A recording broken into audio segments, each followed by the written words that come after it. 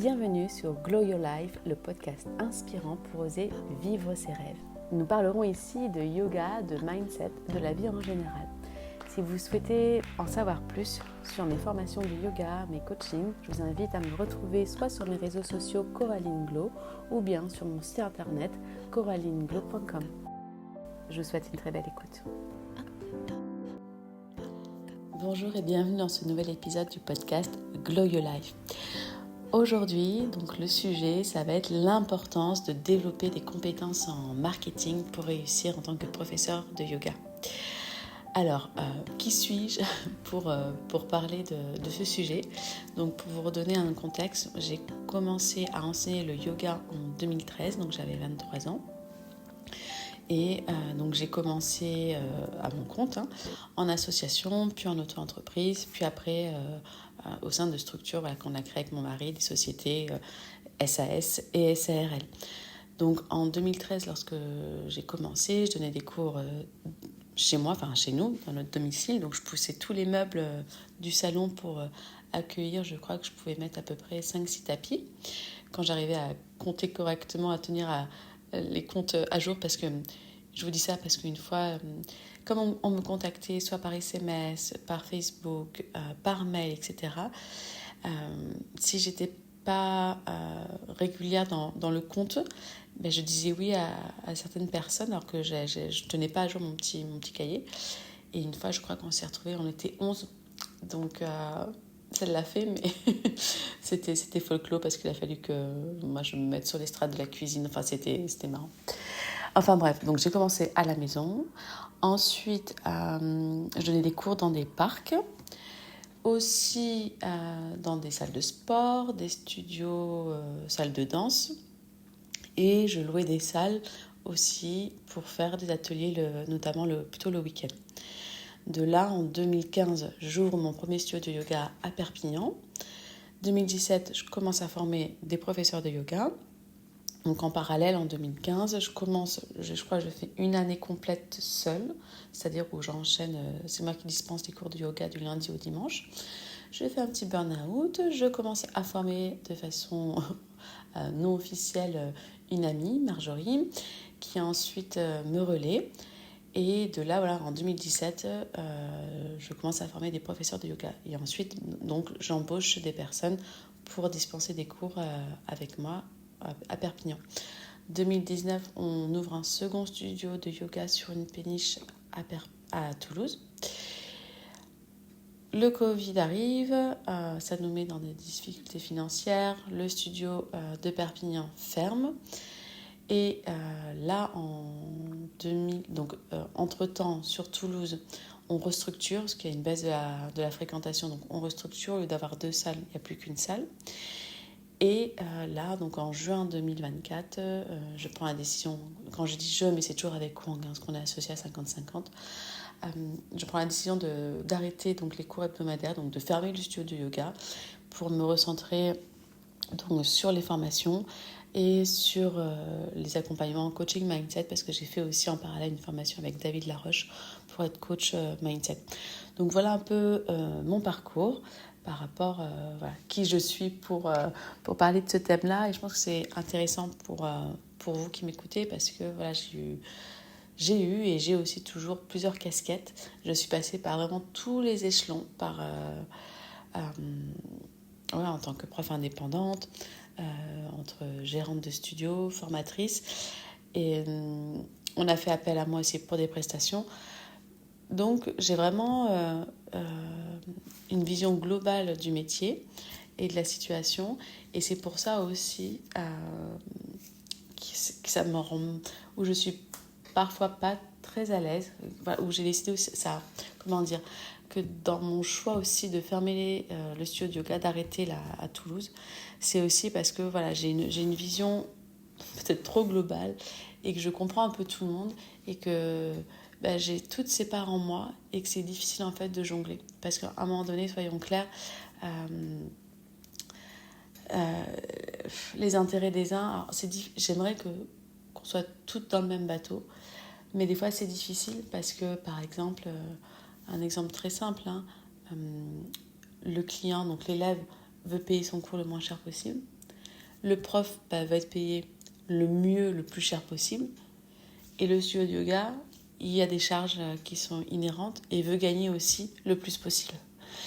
Et forcément, il y a un couac. Et le gérant du studio, enfin le studio en fait, est l'intermédiaire entre l'élève et le professeur. Et moi, cette place-là d'être intermédiaire, j'y arrive pas. Parce que j'ai été élève, j'ai été professeur et je suis aussi gérante de studio. Et ça me met dans une situation où je voudrais faire plaisir à tout le monde et je n'y arrive pas. Et c'est souvent en fait à mon détriment. Et quand je dis à mon détriment, donc c'est aussi après mon détriment que ça va impacter donc ma vie perso, mon couple. Parce qu'après on n'est pas d'accord, on a des discussions qui sont un peu houleuses. Et donc voilà, c'est pour ça que je vous dis que pour moi c'était inconfortable. De trop comprendre, des fois le trop est l'ennemi. Je crois que c'est ça qu'on dit. Le trop est l'ennemi. Bon, je sais plus. Bon, les amis, il faut que je vous avoue, on est le mercredi 9 octobre, il est 4h du matin. Donc voilà, si je cherche mes mots, veuillez m'en excuser, mais j'arrivais pas à dormir. Kathleen a fait une petite tétée. Je voulais vraiment faire ce podcast et je me suis dit dans la journée, j'aurais pas le temps de le faire, donc je me dis, bon, allez, lève-toi, fais-le et t'iras te recoucher après. Donc je suis désolée si c'est pas aussi fluide qu'avant, si je mets du temps à chercher mes mots, mais voilà. Je vous donne le contexte environnemental de l'enregistrement de ce podcast. On parlera aussi également d'un mythe, si je peux dire ça comme ça, qu'il y aurait trop de professeurs de yoga sur le marché. Alors, pourquoi je dis que c'est un mythe ? Parce que pour moi, le problème, c'est pas le nombre de personnes, parce que clairement, ça veut dire, s'il y avait trop de professeurs de yoga, ça veut dire que tout le monde, tous les habitants de France pratiqueraient le yoga et qu'il y aurait des professeurs étrangers en plus de ceux qui sont professeurs français. Il y aurait trop de profs par rapport aux élèves ou aux potentiels élèves. Et c'est ça en fait le distinguo qu'il faut faire. C'est alors oui, les élèves les personnes qui pratiquent déjà le yoga, ils ont déjà peut-être un prof. Ils n'ont pas spécialement envie d'aller voir ailleurs. Mais par contre, il y a énormément de personnes qui ne pratiquent pas le yoga.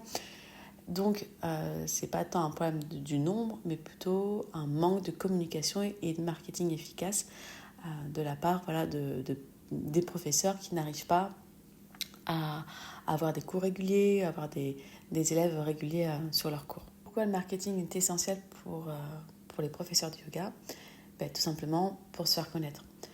C'est pas parce que ça y est, on est diplômé, on est formé, que les élèves vont arriver à nous. C'est bien gentil, mais au final, si on ne le dit pas, comment les personnes peuvent nous trouver ? Comment nos élèves peuvent nous trouver ?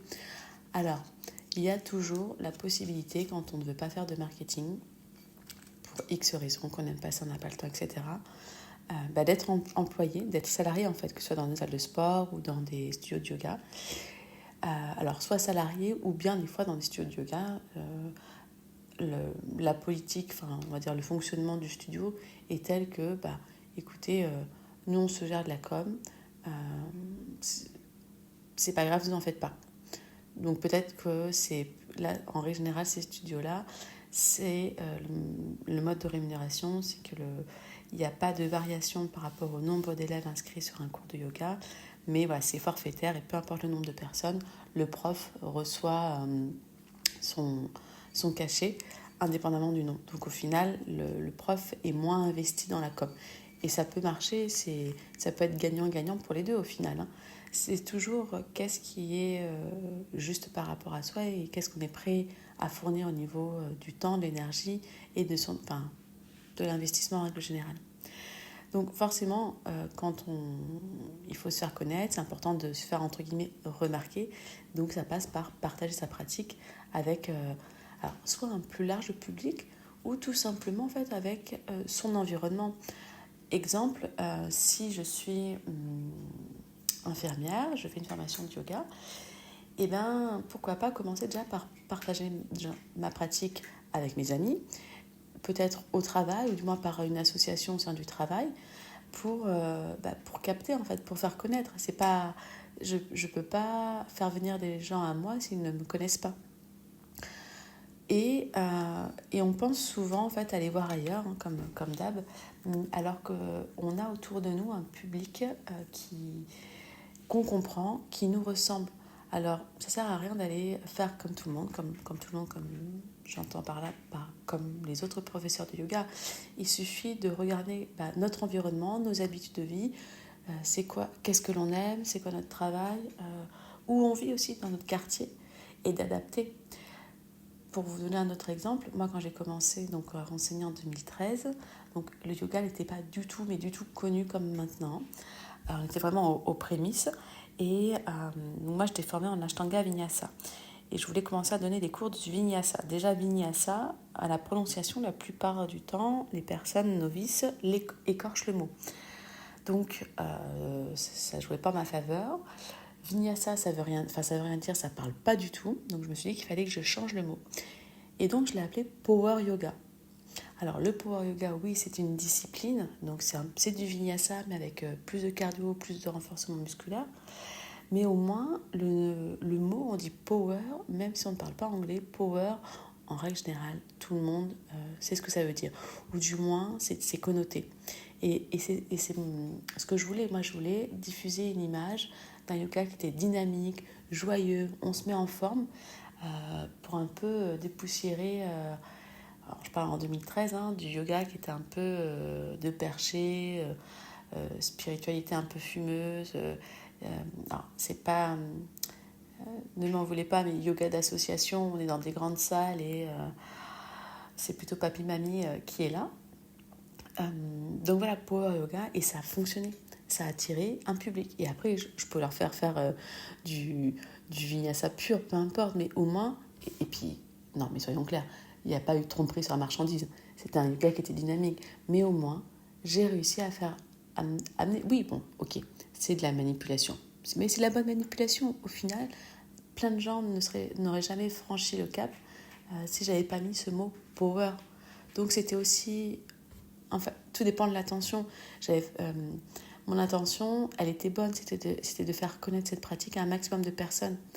Donc, le fait que je vous dis ça, parce que en fait, tout dépend de la façon dont on fait les choses. Et mon intention, elle était bonne, parce que voilà, je voulais faire connaître et diffuser cette pratique à un maximum de personnes. Parce que je suis toujours convaincue que tout le monde doit pratiquer le yoga, mais son yoga, et pour mieux vivre avec soi-même d'un point de vue santé mentale, d'un point de vue physique et forcément avec les autres, d'autant plus avec ce qui se passe à l'heure actuelle d'un point de vue sociopolitique, économique, etc. Par rapport à mon expérience personnelle, puis moi, mon expérience en tant que personne qui a démarré à mon compte, je sais à quel point il est essentiel de faire du marketing. À l'époque, donc quand j'ai commencé en 2023 à enseigner, j'avais zéro budget. J'avais zéro budget, je ne maîtrisais pas Facebook, je ne maîtrisais pas les réseaux sociaux. J'ai jamais été une aficionados de l'informatique. Mais c'était, je me rappelle, à la suite d'une conversation avec une personne lors d'un baptême d'une fille d'une amie, qui était... alors je ne sais pas trop ce qu'elle était au niveau de son métier, je ne m'en souviens plus, mais... Elle m'avait convaincue de Facebook. C'était une amoureuse de Facebook et elle m'avait convaincue qu'avec ça, en fait, que je pouvais réussir juste avec Facebook. J'y ai tellement cru que le soir, quand j'avais qu'une hâte, en fait, c'était de rentrer à la maison pour faire ce qu'elle m'avait dit. Et donc, j'ai démarré comme ça. J'ai démarré donc avec un compte Coraline Yoga. Puis, donc, en parallèle, j'ai fait une page pro. Pourquoi ? Parce qu'il me semblait que quand je faisais des événements pro, il fallait ensuite, je pouvais inviter des amis qui étaient sur ma page. Donc j'allais demander énormément de gens en amis. Donc je faisais un peu d'espionnage, j'allais voir les comptes des salles de sport, des clients qui potentiellement pouvaient être intéressés par le yoga. Et je les demandais en amis. Donc je savais que dans le lot, il y en a plein qui ne me répondraient pas, mais d'autres par curiosité qui auraient regardé mon profil comme j'étais en public. Et c'est comme ça au final. C'est vraiment comme ça que je me suis fait connaître. J'ai été au culot, mais mais gentiment. J'avais pas d'argent, mais j'avais un peu de temps. Et je voulais vraiment que ça fonctionne. En fait, pour moi, il n'y avait pas d'autres possibilités que ça ne... que, ouais, enfin, je me laissais pas la possibilité éventuelle que ça ne fonctionne pas. Donc j'ai commencé comme ça uniquement avec Facebook, des flyers aussi, même si c'est pas ça qui fonctionnait le plus, mais j'en ai eu fait. Ensuite, donc quand on a ouvert en 2015 notre premier studio de yoga, toujours Facebook, site internet, beaucoup d'alimentation de mon site par blog. Donc ça pour le référencement naturel, ça a énormément marché.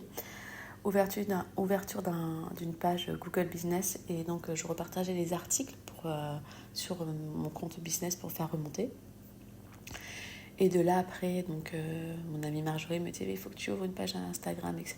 Et puis mais je ne vais pas y arriver à faire les deux en même temps. Elle me dit mais tu partages ce que tu fais l'un sur l'un, ça, tu repartages sur l'autre, même si normalement il ne faudrait pas partager la même chose.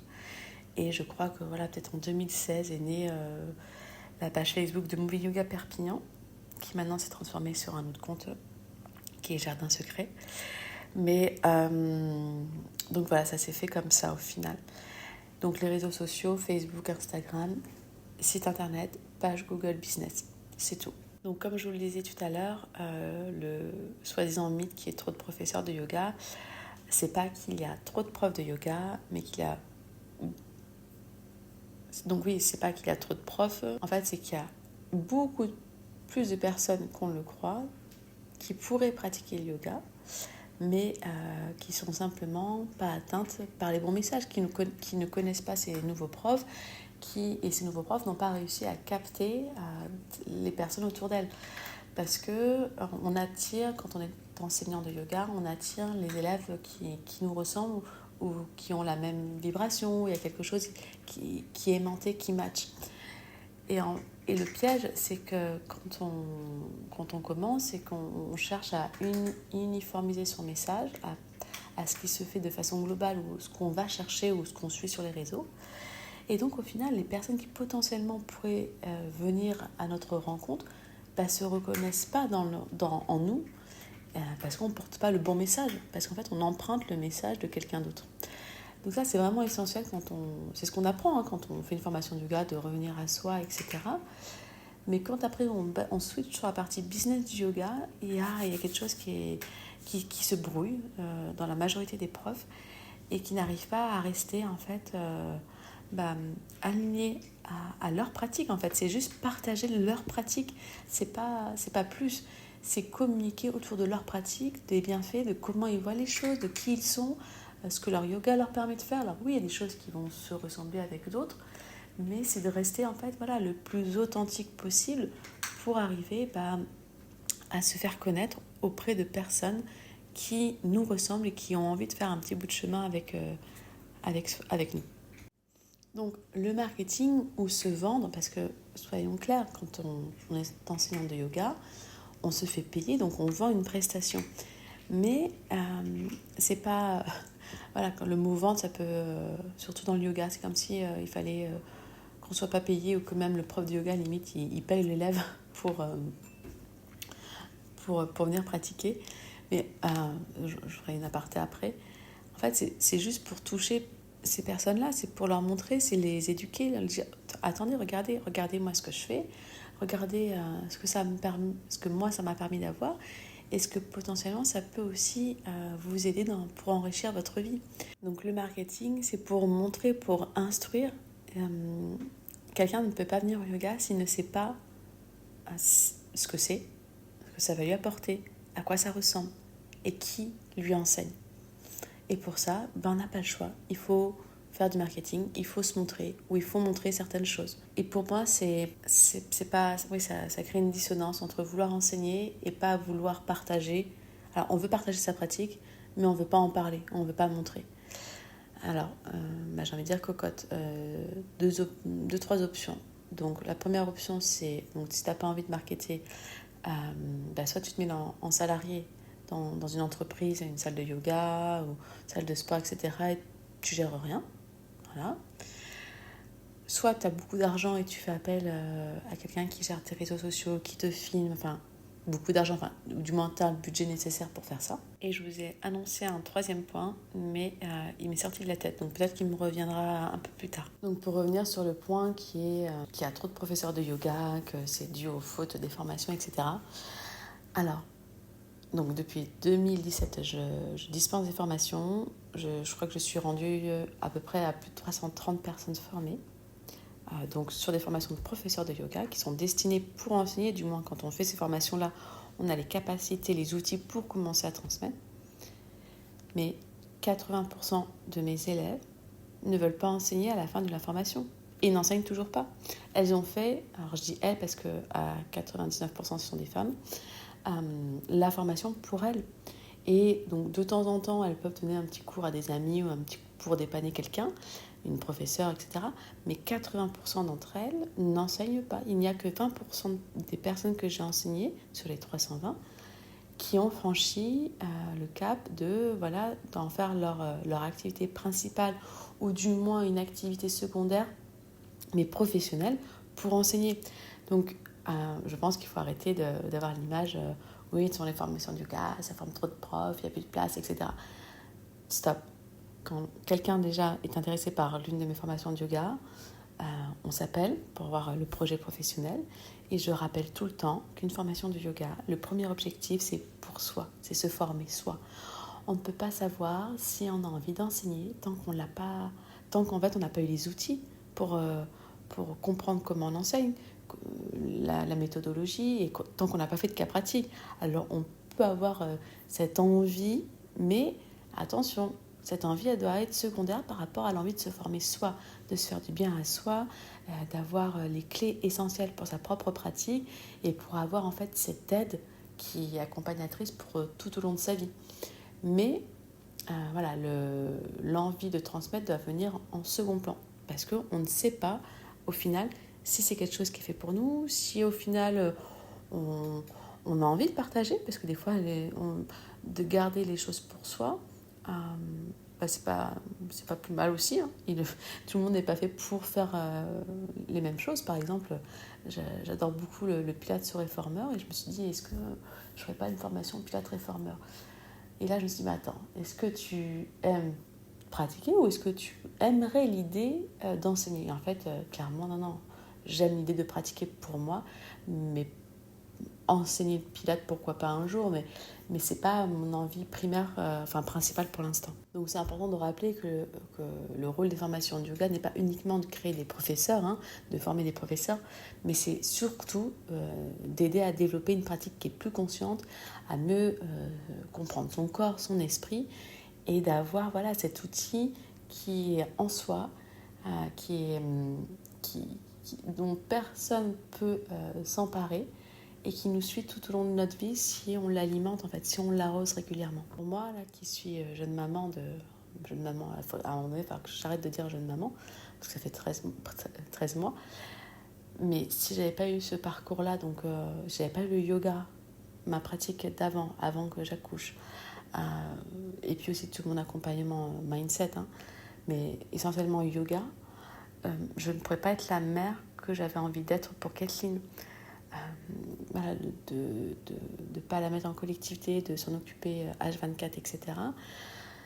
Si je n'avais pas les outils pour respirer, pour faire un calme intérieur, pour revenir à l'essentiel, pour aussi mon corps physique, pour gérer aussi mes douleurs physiques, pour faire circuler l'énergie, ou quand j'ai un petit symptôme qui arrive, vite m'occuper de moi, je ne tiendrai pas. Soit je ferai un burn-out, une dépression, j'en sais rien, mais je n'irai pas bien physiquement et mentalement, ça c'est véridique, parce que dès que je vois que j'ai une surcharge, si je n'avais pas cette prise de conscience, dire stop, déroule ton tapis ou ou va t'asseoir sur ton coussin, sur ton bolster, je le vois, ça partirait en vrille. Je l'ai vu il y a 2 jours, quand j'ai voulu donc dispenser un cours solidaire pour une amie qui est libanaise, Ala, qui a un studio de yoga à Beyrouth au Liban et qui organise donc des distributions de repas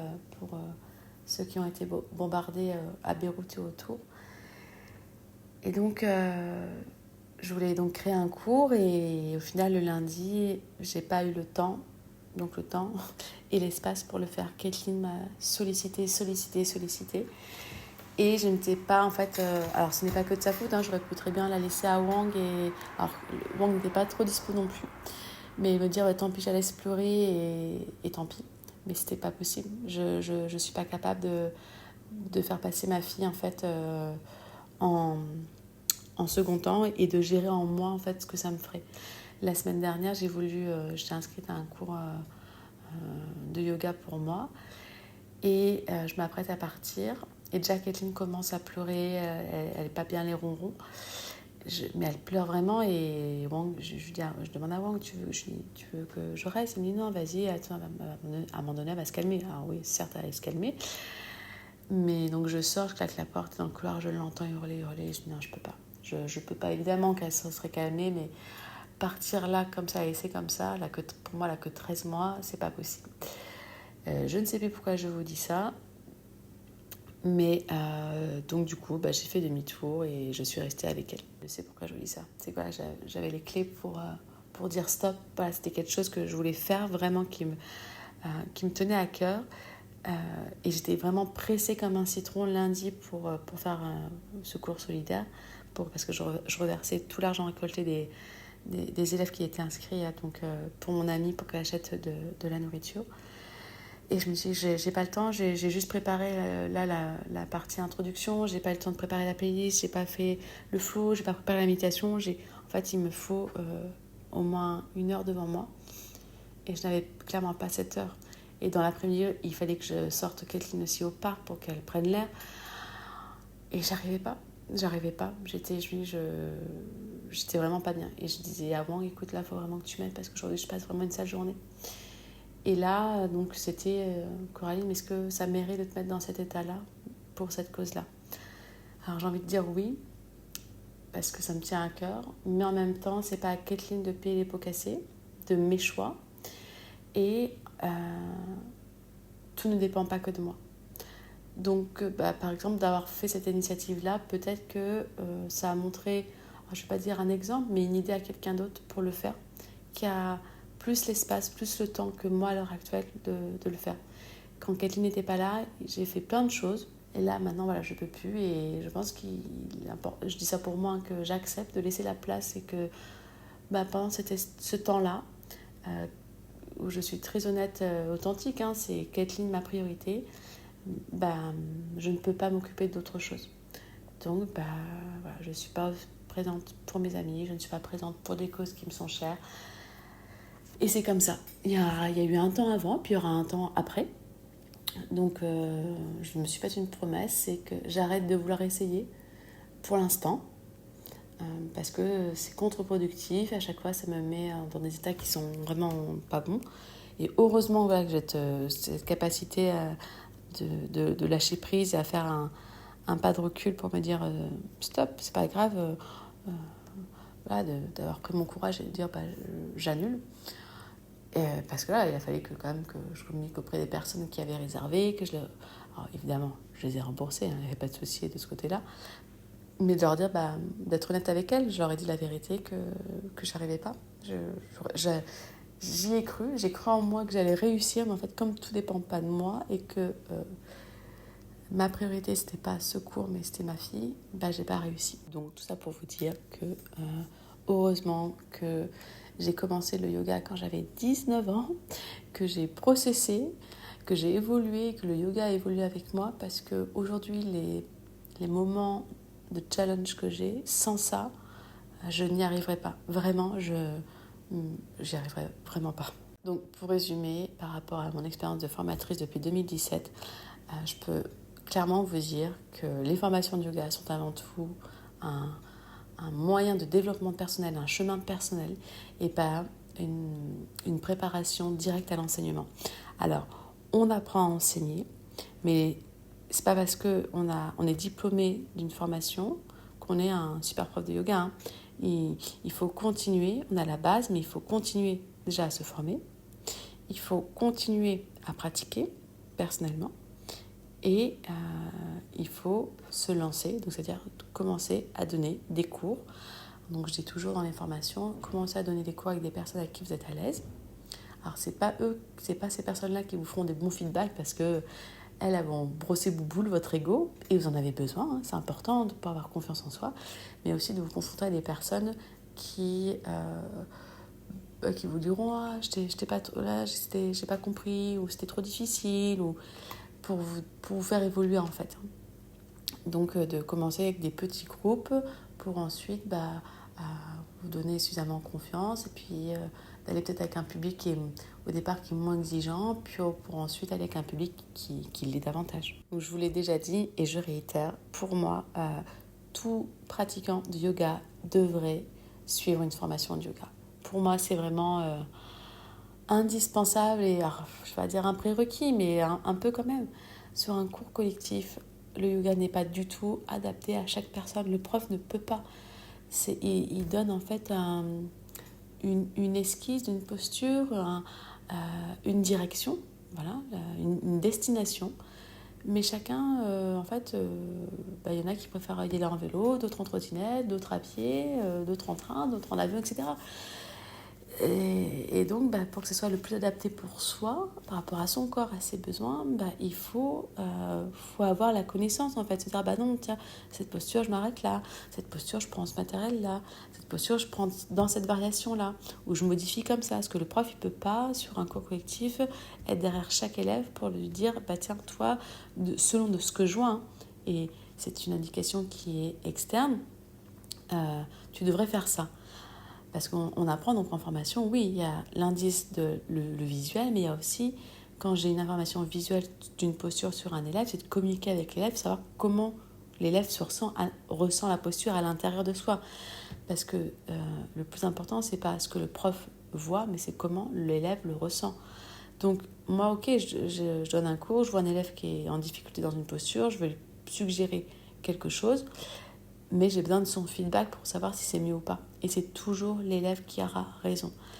Donc c'est pour ça, pour moi, c'est vraiment essentiel d'avoir ces connaissances en anatomie, en philosophie aussi, pour comprendre qu'est-ce qui se passe derrière juste la pratique physique, en fait. Parce que ce que l'on fait sur le tapis, d'un point de vue postural, c'est comment, en fait, on fait les choses dans la vie en règle générale. Comment on rentre dans les postures, comment on aborde les postures, comment on aborde les asanas. Donc si on veut changer des choses dans notre vie, là en fait on peut l'expérimenter sur le tapis. Pourquoi ?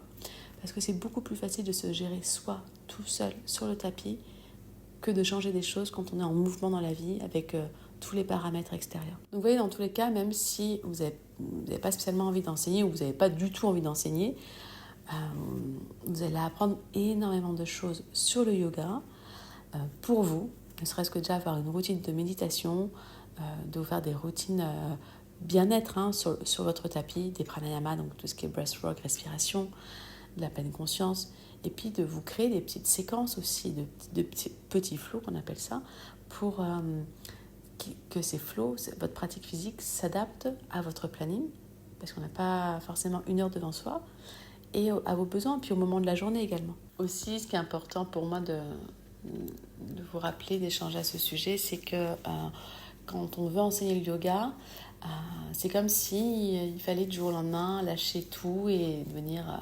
l'image idyllique que beaucoup se font de la professeure de yoga. Moi-même, j'ai commencé petit à petit, et après je me suis investie à 100%. Mais c'est pas du jour au lendemain que je suis arrivée à avoir un studio de yoga et à faire ce que je fais aujourd'hui. Quand si vous arrivez là sur cette plateforme d'écoute ou vous m'avez connue récemment, je date pas d'hier. J'ai un peu de kilomètres quand même au compteur. Et donc tout ça pour vous dire qu'en fait, le yoga, pour faire du yoga ou pour enseigner le yoga, c'est intégrer le yoga dans sa vie actuelle, et c'est pas changer toute sa vie ou toute sa carrière. Donc si vous avez envie de partager votre pratique, de l'enseigner de façon professionnelle, vous pouvez très bien continuer à faire ce que vous faites si vous aimez votre métier, mais de le faire à côté. Et déjà, le yoga, la formation va vous transformer et va transformer la façon dont vous faites votre métier. Et c'est ce que je vois, ce qui est le point récurrent dans les formations, c'est que les personnes qui se forment à la base, elles aimaient leur métier, mais la façon dont il a évolué et dont on leur demande de l'exercer ne leur correspond plus. Et elles voudraient changer en fait, faire une reconversion professionnelle, etc. Et moi je trouve que c'est dommage parce qu'en fait il y a une erreur, il y a un amalgame qui est fait dans tout ça. C'est pas le métier mais voilà, c'est la façon. Et le yoga va leur permettre d'avoir une nouvelle vision, un nouveau regard sur leur métier et de recréer en fait leur métier avec le yoga. Mais c'est pour ça que quand j'ai les filles au téléphone en entretien individuel avant qu'elles s'inscrivent à la formation, je leur dis s'il vous plaît les filles, ne prenez pas de grandes décisions avant d'avoir terminé la formation parce que ça va bouger en vous et vous allez avoir plein de choses qui vont venir, qui vont émerger et plein de nouvelles idées. Donc stand by, faites la planche, voilà, gérer ce qu'il y a à gérer, colmater, mais pour l'instant, laissez pas le couler le bateau certes, mais faites pas une croisière. Donc déjà, on peut enseigner le yoga sans être prof de yoga à plein temps. Le yoga, quand on a fait une formation de yoga, forcément, ça va impacter tous nos domaines de vie. En mieux, hein. Voilà, on va mettre plus d'alignement, plus de raccord, plus de sens sur ce qui nous tient à cœur, sur vers quoi on a envie d'évoluer, vers tendre d'un point de vue professionnel et personnel. Alors, si on parle du métier de professeur de yoga, il y a autant d'avantages que d'inconvénients. Et ces avantages et ces inconvénients vont être complètement différents d'un professeur à un autre, d'une personne à une autre. Ce qui est un avantage pour moi peut être un inconvénient pour une autre, et inversement. Ce qui peut être un inconvénient pour moi peut être un inconvénient pour quelqu'un d'autre. Donc, il n'y a pas de liste d'avantages et d'inconvénients. C'est à vous de voir qu'est-ce qui est OK pour vous et qui est un avantage et qu'est-ce qui ne l'est pas. Alors oui, pour moi, professeur de yoga, pour moi, c'est un métier qui est gratifiant parce que j'apporte j'apporte les outils, c'est pas moi qui apporte le mieux-être, j'apporte les outils aux personnes pour qu'elles vivent mieux avec elles-mêmes. Et si elles sont mieux avec elles-mêmes, elles seront mieux avec leur entourage. Mais il y a aussi des inconvénients et des sacrifices qui sont à faire. Et je trouve que de mon expérience, et je pense que c'est dans la société à l'heure actuelle, on ne veut plus faire autant de sacrifices. On ne veut pas de sacrifices. On veut que les avantages, on ne veut pas les inconvénients. Et en fait, ça ne marche pas comme ça. C'est un package. L'un ne va pas sans l'autre. La gauche ne peut pas aller sans la droite. Le chaud va avec le froid. Enfin, l'un existe parce que l'autre existe. Et ça, je pense que ce n'est pas suffisamment admis, clair pour beaucoup de personnes. Parce que quand on commence à être professeur de yoga, pour se faire connaître, la première année, on passe 80% du temps en fait à faire autre chose que de transmettre. C'est se faire connaître, faire ses réseaux sociaux, des photos, des vidéos, peut-être aller faire du réseautage. Mais on fait 80%, notre activité, en fait, notre temps va être occupé par autre chose que sur son tapis à enseigner le yoga. Et si on n'est pas prêt à ça, j'en reviens à ce que je vous disais tout à l'heure, faut se mettre salarié dans une structure. Bien évidemment, il y a plusieurs possibilités pour enseigner le yoga. On n'est pas obligé d'être professeur de yoga professionnel dans le sens à plein temps. Enfin, c'est pas professionnel à plein temps, c'est à plein temps. Parce que du moment où on donne des cours, j'estime qu'on est professionnel. On n'est pas obligé d'en faire son métier. La majorité des personnes que j'ai formées au départ sur Perpignan, elles avaient leur job et elles faisaient ça en parallèle. Alors au départ, elles faisaient ça, elles gardaient leur job à temps plein, elles donnaient 1 ou 2 cours au studio. Et puis il y en a certaines, au fur et à mesure, elles ont réduit leur activité principale et augmenté le yoga. Mais voilà, il n'y a pas une façon de faire pour enseigner le yoga. Mais soyons honnêtes les amis, si vous voulez vivre de votre activité du yoga, vous n'allez pas avoir d'autre choix que de carburer. Dans le sens où il va falloir être prête à faire des choses que les autres ne veulent pas faire, ne sont pas prêts à faire, dans le sens en termes de sacrifice. Il faut se placer là où les autres ne se placent pas. Donc oui, c'est de la com, mais c'est aller travailler aux heures et aux jours que d'autres professeurs de yoga ne veulent pas. Et j'ai pas de de jugement quand je dis ça, parce que moi maintenant, avec mon expérience, les années, tout ça, il y a des choses que je ne veux plus faire. Mais au départ, j'avais tellement cette niaque en moi de vouloir réussir et de me faire connaître, et de partager ce que j'estimais être alors je ne vais pas dire le yoga, mais mon yoga, la façon d'enseigner, parce que je voyais qu'il y avait un manque à faire et de connaissances au niveau du yoga quand j'ai commencé. Que voilà, je travaillais le dimanche, je travaillais les soirs tard quand personne ne voulait travailler. Et voilà, ça signifie aussi que vous travaillez quand les gens, vos amis, votre famille ne travaillent pas. Potentiellement, les gens ils viennent en cours à partir de 18h30. Avant, la majorité des personnes travaillent. Donc au final, voilà, les soirs, vous n'avez pas vos soirées libres. Potentiellement, pour faire des stages, des workshops, des ateliers, des choses comme ça va être le week-end. Alors, je ne dis pas qu'il faut faire ça tous les week-ends, mais à un moment donné, il faut savoir aussi ce que l'on veut. Est-ce que deux, trois petits cours, ça nous va, on ne veut pas augmenter nos cours, on ne veut pas augmenter notre chiffre d'affaires, est-ce que on reste dans ce cas-là à ce niveau-là? Ou bien, si on veut, je ne sais pas, par exemple, réduire son activité principale professionnelle pour faire plus de yoga, on n'a pas d'autre choix à un moment donné que passer par une phase qui va être peut-être inconfortable, mais qui est nécessaire. Mais cette phase-là, qui est inconfortable et nécessaire, ne dure pas. Et pendant cette phase-là, il y a plein de façons aussi pour ne pas se cramer les ailes. Parce que moi, quand j'ai fait mon burn-out, donc c'était en 2017, il n'y avait pas tout ça, enfin tout autour de moi, tout ce que maintenant on partage, les podcasts, etc. Et puis j'étais seule dans mon studio. C'était moi la prof principale. Et enfin, je crois alors que moi, j'ai commencé à former mon ami au fur et à mesure. Mais c'était. J'avais pas ces outils en coaching, mindset, etc., en développement personnel que j'ai maintenant.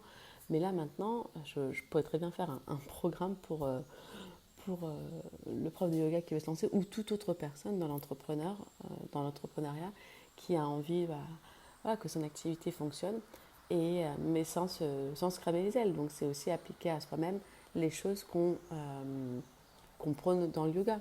Mais c'est sans perdre de vue que si on veut en faire un business, on veut que ces cours fonctionnent, faut y aller, il ne faut pas avoir peur.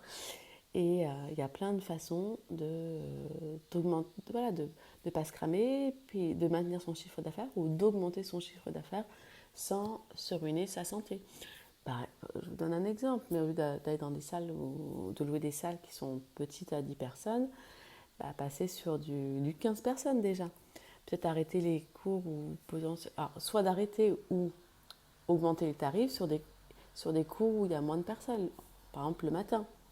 Le matin, s'il y a moins de personnes, peut-être faire des cours semi-privés, 2-3 personnes, et par contre, je sais pas, vous augmentez les tarifs ou vous faites du en ligne aussi. Enfin, il y a vraiment plein de choses à faire. Et je le vois, maintenant, pour moi, c'est facile de le dire parce que, comme vous savez, voilà, je suis passée par les différents secteurs et maintenant, je vois tout ce qui est possible de faire. Donc, le métier de professeur de yoga, ça ne limite pas du tout à donner que des cours de yoga. Il faut aussi savoir gérer son activité, attirer et fidéliser les élèves. Ça, on n'a pas le choix. Et sur une formation de 200 heures, on n'a pas le temps de parler toute cette partie de marketing. Et d'ailleurs, le 200 heures, ce n'est pas une formation qui s'adresse uniquement aux personnes qui veulent enseigner de façon professionnelle le yoga. Donc ça de prendre des modules après complémentaires, ça oui, de se faire coacher, de se faire accompagner pour vivre de son activité, oui, mais on a tout simplement, je vous dis ça parce qu'on peut me dire oui, mais pourquoi c'est pas enseigné sur un 200 heures? Parce qu'un 200 heures, c'est tellement dense, c'est la première formation qu'on ne peut pas tout dire, et même moi, quand je transmets, c'est très frustrant parce que je voudrais rajouter à chaque fois tout ce que j'ai appris de mon expérience, des stages, des formations que je continue de faire. Mais en fait, je peux pas leur donner parce que d'une, j'ai pas le temps. Il n'y a pas le temps pour. Et de deux, ça serait contre-productif pour mes élèves de tout donner d'un coup parce que c'est le meilleur moyen pour elles de ne rien retenir. Et c'est vrai, parce que déjà, il y a la base. Et la base, en yoga, ce que je leur rabâche à chaque fois, moi, ce qui m'importe dans une formation, c'est qu'elles aient en fait un mécanisme de réflexion et pas qu'elles aient juste des réponses. Il faut faire ça comme ça, parce que c'est un peu, je vais critiquer, mais alors je suis désolée, il y a les éboueurs dehors, un peu comme les formations que Bikram dispense, c'est comme ça et pas autrement, sans expliquer le pourquoi du comment. Et moi, aux filles, je leur dis, moi, ça ne m'intéresse pas de vous donner une réponse parce que je ne serai pas tout le temps là avec vous. Et puis en fait, c'est oui dans un certain cas et non dans un autre. Et donc, en fait, ce qui est important, c'est que vous compreniez la réflexion, comment il faut se poser les questions. Et puis, si vous n'avez pas la réponse, parce que des fois, même moi, je n'ai pas la réponse, bah, vous dites à votre élève, je me renseigne, je reviens vers toi au cours prochain, vous lui envoyez un message, etc. Mais voilà, c'est important d'avoir en fait une vision globale et d'avoir cette réflexion, alors je ne sais pas comment dire, oui, c'est une réflexion. La réalité du yoga aujourd'hui, clairement, c'est qu'il y a moins de pratiquants réguliers qu'avant. Et ça, je l'explique par plusieurs choses. Je pense que c'est depuis principalement la pandémie du Covid, les habitudes ont changé. On ne pratique pas de la même façon. Et alors, tout n'est pas dû à ça. Je pense que c'est aussi une évolution de la société où on pratique s'il y a un intérêt immédiat et rapide. Enfin, immédiat et rapide, je sais peut-être que non, c'est pas la même chose, donc bien immédiat et rapide. Et bien, en fait, le yoga, on se sent de suite après une séance de yoga, on se sent vraiment bien, on sent les effets de la pratique. Mais pour que ça reste, bah, faut l'entretenir en fait, il faut cultiver, il faut continuer d'arroser, désherber son jardin, enfin, il faut continuer. Et ça veut dire d'être engagé. Et ça, c'est plutôt une évolution sociétale où on est moins engagé. Et puis voilà, depuis la pandémie du Covid, donc il y a plein de choses qui ont été moins bien, mais ça a permis aussi de nous adapter. Et puis bah, les cours en ligne se sont développés. Et ce qui est bien, enfin, franchement, moi maintenant qui suis maman, c'est je prends moins le temps pour moi. Et quand je prends le temps pour moi, il faut que ce soit rapide en fait. Je ne m'accorde plus autant cette qualité de temps qu'avant. Et c'est OK. Pour moi, j'estime que c'est OK. Donc j'ai eu Kathleen à 33 ans. Pendant 33 ans, c'était mon temps pour moi. Là maintenant, voilà, mon temps est pour quelqu'un d'autre. Et puis ça va revenir. Je veux dire que Kathleen a 3 ans, si elle va à l'école normale, je ne pense pas qu'elle ira en école normale, c'est-à-dire dans le sens l'école publique comme moi j'ai été. Mais après, voilà, je l'aurai moins. Je vais moins en profiter d'elle. Et puis je sais plus, je vais pas trop me disperser, mais en gros, un enfant, on l'a pendant 18 étés de vacances scolaires. 18. Bah là, déjà, j'en ai passé un avec Kathleen, donc il ne reste plus que 17. Moi, j'ai pas envie de me débarrasser de mon enfant, je ne veux pas me la garder, me la couver, en faire un tanguy. Mais je ne pourrais pas.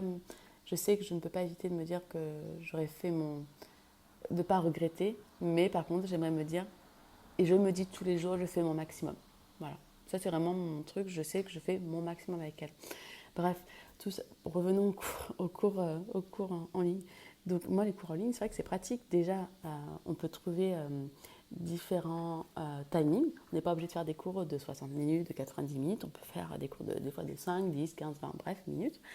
Puis il n'y a pas ce temps de trajet à faire. Si c'est des cours qui sont en replay, etc., combien de fois, moi, je me suis inscrite à des stages ou à des cours, et au dernier moment, je n'y vais pas parce que Kathleen, ça ne s'y prête pas dans le planning, ou elle se met à pleurer et je ne me vois pas la laisser partir comme ça et me dire, bon, moi, je vais me faire mon cours de yoga et puis tant pis.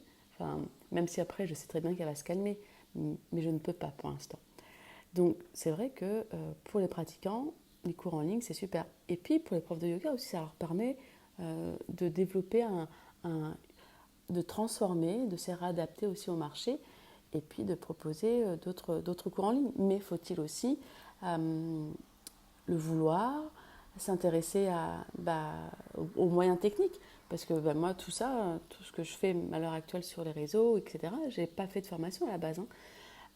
J'arrive à le transmettre maintenant parce que ça fait plus de 10 ans que je suis dessus et qu'au fur et à mesure, j'ai fait des formations. Mais tout au début, je n'avais aucune formation. Mais parce que j'étais tellement motivée que je voulais que ça fonctionne, que j'ai regardé des tutos, j'ai demandé de l'aide, j'ai fait des erreurs, j'ai testé, j'ai modifié, etc. Mais voilà, ça demande par minimum d'avoir en fait d'autres compétences au-delà du yoga. Donc je ne dis pas qu'il faut que nos compétences soient aussi bonnes que notre compétence principale, mais on n'a pas d'autre choix que d'en développer d'autres ou sinon faire appel à quelqu'un pour ces compétences-là qui nous manquent. Alors après, vous allez me dire, oui, mais financièrement, je ne peux pas. Je l'entends, et même moi, au départ, je n'avais pas les ressources financières. Donc c'est pour ça que j'ai dû les faire moi-même. Mais quand on n'a pas les ressources financières, il y a d'autres solutions, et je vous en donne un exemple, comme du troc. Vous pouvez très bien, je ne sais pas, avoir une élève qui est bonne dans les réseaux sociaux, qui est bonne dans le montage vidéo. Enfin, il y a vraiment plusieurs possibilités. Je ne sais pas, vos parents, ils ont un jardin, ils cultivent, je sais pas, ils ont 2-3 pieds de tomates, courgettes, etc. Quelqu'un qui est pas intéressé par vos cours de yoga, mais qui est intéressé par les légumes, ou des plats à manger. Enfin, il y a vraiment plein de choses. Ça peut être des heures de ménage aussi. Voilà, mais il faut être prêt aussi. Quand on n'a pas d'argent, on a toujours une autre possibilité pour avoir ce que l'on veut, mais il faut être prête à faire des choses. Voilà, oui, moi, pendant un temps, j'ai fait des ménages aussi, parce que j'avais besoin d'argent, parce que je ne sais plus exactement à quelle période c'était. Je ne sais plus si c'était à la jonction entre mon BTS et ma licence, ou juste à la fin. Je me demande si c'était pas plutôt à la fin de ma licence, avant que je parte en Inde. Et c'est vrai qu'à l'heure actuelle, je vois, dans mon monde, parce que voilà, chacun évolue dans sa réalité, on a du mal en fait à sortir du schéma conçu, qu'on s'était visualisé, des croyances qu'on s'était faites également. Il y a moins de pratiquants également dû à la baisse du pouvoir d'achat. Voilà, que les priorités des personnes sont ailleurs. Qu'il y a aussi une multiplication des distractions, comme je vous disais tout à l'heure, des choses qui sont plus rapides et éphémères. Et puis que voilà, on en revient toujours à ce que je vous disais tout à l'heure également, c'est que les gens s'engagent moins. Ou aussi, ils vont s'engager dans des possibilités où ils peuvent toujours se retirer. Voilà, où leur présence n'est pas, on va dire, obligatoire, où la perte financière est moindre. Pour illustrer ça, par exemple, alors, je n'ai rien contre les associations, je n'ai rien contre les professeurs qui interviennent dans des salles d'association. Voilà, je pose ça avant qu'on me tombe dessus. Mais quand j'entends, par exemple, combien les pratiquants de yoga dans des associations payent à l'année, donc je crois que des fois c'est entre 150 et 200 euros pour l'année, un cours par semaine hors vacances scolaires, je me dis comment peut être payé le prof. Déjà d'une. Alors, ça ne veut rien dire ça, parce qu'il y a des associations qui ont beaucoup d'adhérents, donc du coup, le prof, il peut être payé entre 50 et 80 euros. Alors, il fut un temps, je ne sais pas à l'heure actuelle, c'est ça je vous dis ça, mais je n'ai pas actualisé cette donnée-là. Mais quoi qu'il en soit, quand on paye aussi peu son cours de yoga, on n'y met pas autant de valeur que si on paye son cours de yoga, comme j'ai payé hier soir, 19 euros le cours d'une heure et quart. On n'y met pas autant d'implication, etc. C'est un fait, on est tous comme ça. Il y a des études qui ont été faites avec deux produits similaires, un nettement moins cher et un extrêmement plus cher. Automatiquement, on va croire que celui qui est plus cher est mieux en qualité, etc. Donc, tous les gens qui pratiquent, et il y en a beaucoup qui pratiquent en associatif, ils n'y mettent pas autant de valeur que s'ils devaient payer un cours de yoga qui était plus cher dans un studio de yoga ou en cours particulier. Donc ça, c'est la partie, on va dire, élève. Et pour le prof, quand ce sont des salles où il y a 40-50 personnes, sincèrement, surtout quand ce sont des profs débutants, en fait, le prof débutant ou pas, hein, excusez-moi, mais il peut pas être aussi bon, aussi attentionné sur chaque élève que si c'était un cours qui était à 15 ou 20 personnes. On ne peut pas, c'est impossible. Donc, voilà, on déroule un cours, puis chacun fait comme il peut. Et puis, j'ai l'image qui me vient en tête, là, qu'il faut que je vous dise, c'est les tapis. La majorité des associations, ils demandent à leurs élèves de venir avec leur tapis de yoga. Et on a encore des élèves, des tapis des premiers prix à Decathlon. Pendant un temps, c'était des tapis qui étaient à 1 ou 2 euros. Les prix ont augmenté depuis, donc ils sont un peu plus chers. Mais qui ne tiennent pas au sol, qui ne font même pas 1m70. C'est-à-dire quand on s'allonge en Savasana, on a les pieds qui sortent. Il y a des picots, c'est des trucs de gym, mais d'extérieur. Donc ça, en plus pour la sécurité, c'est vraiment à bannir. Et on ne peut pas passer un cours de qualité sur un sol où on n'est pas stable. Donc vraiment, en yoga, il n'y a aucun matériel nécessaire à avoir, ne serait-ce qu'un bon tapis de yoga. Et un bon tapis de yoga, je crois qu'à Decathlon, les premiers prix en tapis, c'est à 35 euros, grosso modo. Après, j'aime beaucoup ceux de Manduka. En Manduka, depuis la pandémie du Covid, ils sont hors de prix. Ceux que je vendais au studio de yoga, ils étaient à 70 euros. Maintenant, ils sont passés à 110 ou 120 euros. Et c'est en 4 mm. Et ça, 110, 120 euros, normalement, c'était le prix des tapis pro que moi, sur celui que j'ai, où on est en 6 mm et qui sont lourds. Ils pèsent 3 kg, alors que les autres, ils pèsent 1 kg, je crois. Enfin bon, on n'est pas obligé de mettre 110 balles pour un tapis. Hein. Comme j'ai cité Manduka, il y a aussi... j'aime bien aussi les tapis de Jade Yoga. Donc en français, ça fait Jade Yoga. Par contre, eux, ils ne sont pas conçus pour le hot yoga. Le Lemon, j'en ai eu un, mais je glissais, donc je n'avais pas trop aimé. Par contre, hier, là, sur le studio où j'ai été hier à Toulouse, eux, c'est tapis Lululemon et ça allait. Donc, je pense que ils ont dû faire des progrès. Il y a Chinmudra, que je ne suis pas fan, mais je pense qu'ils ont amélioré. Enfin, je connais plus toute la gamme de Chinmudra. Après, tous les tapis microfibres, etc., alors je crois pendant un temps c'était Baya, Huge, etc., j'aime pas, ils sont pas assez épais pour les genoux, vous savez, quand on ramène par exemple le talon à la fesse, etc. Bon bref, j'ai fait un article sur mon site où je parle du matériel de yoga, donc tout ça pour dire que c'est vraiment acheter un bon tapis, puis après voilà, si vous faites du yin, du restauratif, il y aura un petit bolster, des choses comme ça, mais la base c'est vraiment un bon tapis de yoga. Et donc, pour un prof d'enseigner dans cette structure-là, c'est pas l'idéal, mais on en revient, il y a toujours un mais, ça peut être une bonne stratégie pour vous faire connaître. Parce que dans le lot, même s'il y a 50 personnes et qu'il ne serait-ce que une ou deux personnes qui matchent avec vous, qui ont vraiment envie d'aller plus loin dans leur pratique, mais pour X raisons, elles ne peuvent pas aller dans des studios de yoga ou elles n'ont pas eu l'idée d'aller dans des studios de yoga pensant que ce n'était pas pour elles. Et bien potentiellement, ces personnes-là, vous pouvez aussi les avoir, leur indiquer qu'elles vous suivent sur des ateliers, des retraites, des stages, etc. Ou dans d'autres cours, dans d'autres lieux, dans d'autres studios, en cours privés. Donc vous voyez, c'est jamais noir ou blanc. Hein. Donc comme dans les studios de yoga, oui, on est moins bien payé que si on faisait un cours pour soi, forcément, parce qu'il y a les charges, il y a un intermédiaire qui est le studio. Les associations, alors il faut voir, tout le monde, comme c'est une association, tout le monde ne paye pas de la même façon, mais ça peut être, même si par exemple, alors soit vous êtes mieux payé qu'en studio de yoga, donc c'est chouette, et si vous n'êtes pas aussi bien payé qu'un studio ou pareil, et que vous avez plus de monde, c'est potentiellement plus de personnes qui peuvent vous suivre sur les réseaux, potentiellement plus de personnes qui peuvent venir à vos stages, à vos retraites, donc c'est de l'investissement. C'est de l'investissement en marketing également. Donc c'est bien en fait d'avoir, je vous l'ai déjà dit, d'être sur plusieurs échelons. De ne pas être que sur des studios de yoga, de ne pas être que sur des cours privés, pas être que sur des cours d'entreprise, pas être que sur des cours d'association, mais vraiment d'avoir un panel pour venir équilibrer toutes vos ressources en temps, énergie, des choses et financières. Il y a des endroits où vous allez peut-être moins aimer aller, mais par contre, financièrement, ils payent mieux.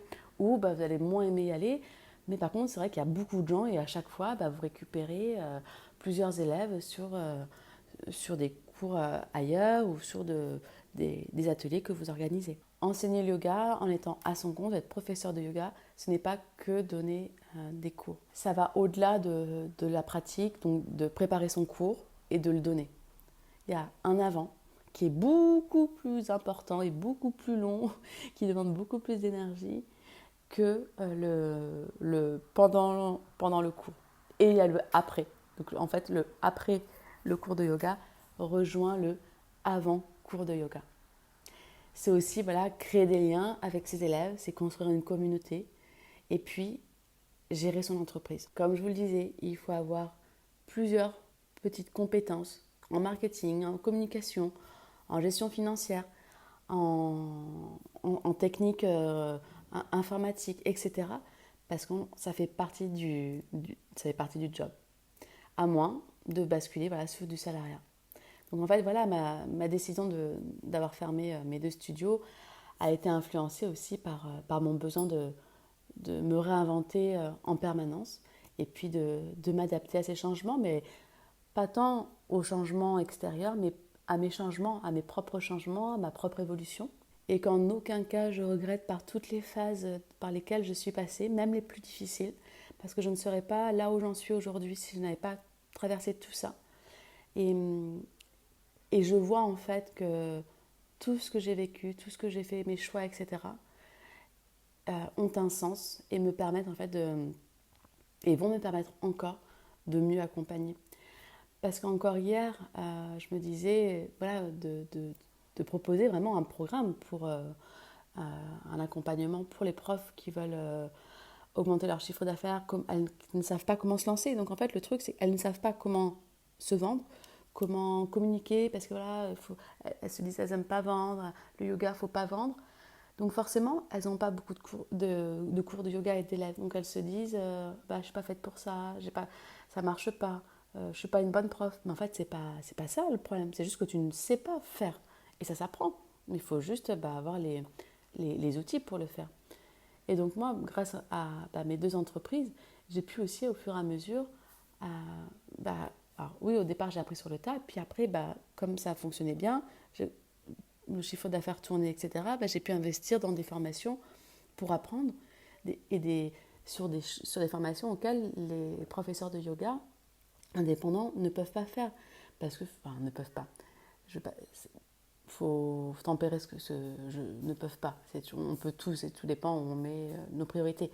Mais ce sont des budgets de formation qui sont conséquents et que si un prof de yoga de mettre les montants que moi je mettais, ça n'aurait pas été possible, à moins d'avoir beaucoup d'argent de côté. Donc en fait, je réalise enfin, et je le sens en moi, que tout s'éclaircit et s'aligne, que j'ai vraiment une grande valeur ajoutée. Et alors je suis désolée, c'est pas pédant de dire ça, mais c'est vraiment la réalité. Par rapport aux connaissances dans plein de choses, que ce soit sur les réseaux sociaux, sur du copywriting, sur les sites internet, vraiment sur les photos, sur la gestion de comment organiser, organisation et gestion d'une retraite, de formation, etc. Les studios, créer des portes ouvertes, créer des événements, aller voir les CE, les entreprises, etc. En fait, j'ai tout en moi et comme j'ai pu payer des professionnels à chaque fois qui étaient spécialisés et je continue de le faire, j'apprends à chaque fois parce que quand je délègue, moi je veux comprendre les choses. Je ne veux pas juste, tiens, je te missionne pour ça et basta. Je veux comprendre, pourquoi tu as fait ça, pourquoi il faut faire ça, quand tu fais ça, qu'est-ce qui se passe sur Google, etc. Et les filles le voient quand je fais des accompagnements en coaching mindset, en entrepreneuriat business. Forcément, je partage mes connaissances et des choses qu'elles ne savaient pas, parce que personne ne leur avait dit, tout simplement. Donc voilà, tout ça pour dire que maintenant, ces 10 dernières années m'ont permis maintenant d'avoir une vision à 360 degrés. Et au-delà de la vision, c'est les compétences que j'ai acquises pendant ces années et que je continue, parce que là, je continue encore à me former, et pas qu'en yoga. Je continue à me former en développement personnel, je continue à faire des workshops aussi en mindfulness, je continue à faire des choses sur les réseaux sociaux pour à optimiser mon site internet. Donc tout ça, j'apprends et je le repartage comme je peux parce que c'est pas évident en fait de repartager sur Instagram. C'est plutôt sur du one-on-one en coaching ou dans mes formations. Mais en fait, c'est frustrant pour moi parce que je n'arrive toujours pas à vous montrer toutes les choses que je sais faire. Bon, je vais m'arrêter là pour cet épisode. Donc pour résumer, les points qu'on a abordés ensemble, donc c'est le métier de professeur de yoga est super enrichissant pour nous et pour nous d'un point de vue individuel personnel, mais il nous enrichit parce que on diffuse les outils qui sont, je mesure bien le mot, indispensables à notre mieux-être, et ça on le diffuse autour de nous pour que les gens deviennent autonomes à leur mieux-être. Donc ça c'est vraiment le plus beau des cadeaux.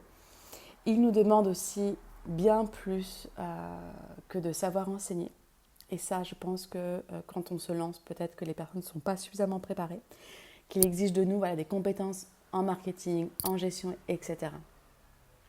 On a pu aborder aussi mon expérience en tant que prof de yoga, que formatrice, que propriétaire de studio, que coach mindset, pour vraiment comprendre les défis que sont confrontés les professeurs de yoga aujourd'hui.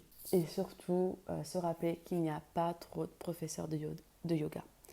Que c'est simplement une nécessité de mieux communiquer, de mieux toucher les bonnes personnes pour partager la beauté du yoga avec le monde. Mais qu'il y a une place pour chacun d'entre nous. On n'est pas attiré par les mêmes personnes, on ne vivra pas pareil. Donc, continuez à vous former si vous avez envie d'enseigner. Mais par contre, si vous voulez enseigner en étant à votre compte et pas faire partie d'une structure qui communiqueront pour vous, vous allez devoir vous former ou déléguer toute une autre partie qui fait partie du métier de professeur de yoga. Voilà pour cet épisode de podcast. J'espère qu'il vous aura aidé à avoir une vision plus globale de l'entrepreneuriat du yoga. N'hésitez pas à le partager autour de vous aux personnes. Alors c'est pas forcément que pour le yoga, hein. Vous avez des personnes autour de vous qui sont thérapeutes, etc., qui rencontrent cette difficulté, hein, sophrologue, masseuse, enfin, vous voyez tous ces métiers qui sont annexes. Et puis, ça me ferait vraiment très plaisir si vous pouviez me laisser un petit commentaire, 5 étoiles sur votre plateforme d'écoute préférée ou le partager, cet épisode sur les réseaux sociaux, etc. Si le cœur vous en dit. Et, c'est toujours un moyen pour moi de voir que ce que je fais, le temps que je prends, il y a quelqu'un derrière parce que je ne vous vois pas, je ne me filme pas. Et tant mieux parce que la plupart du temps je suis en pyjama, je viens de me lever. Donc tant mieux pour vous si vous ne me voyez pas. Voilà, je vous souhaite une belle journée ou une bonne nuit si vous m'écoutez le soir.